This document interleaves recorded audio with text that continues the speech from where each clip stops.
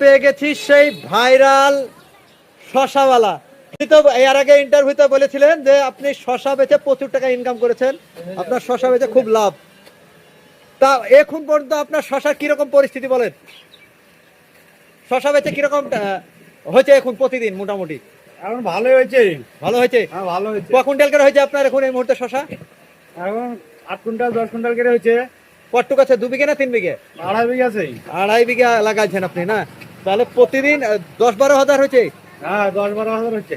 তো আপনি যে সার বিষের যা দাম, আপনার লাভ হবে মনে হয়েছে? সার দাম প্রচুর দাম। সারটা মিডিয়ায় হচ্ছে সার দামটা কমায়। না, না, সার বিষের লাগে একটু লাভের অঙ্ক কমে গেছে নাকি? তাহলে সার দামটা কমানো দরকার।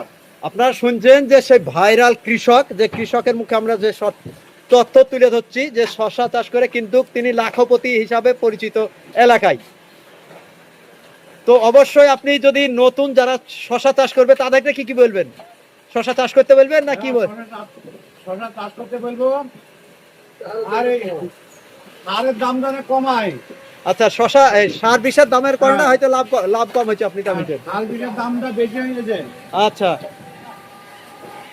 আর নতুন সরকারের কাছে আপনার একটাই আবেদন আছে, যাতে কীটনাশক আর সার বিষের দাম যাতে কমায়, তাহলে কৃষক উপকৃত হবে। হ্যাঁ, উপকৃত হবে। ধন্যবাদ আপনার মূল্যবান তথ্য দেওয়ার জন্য।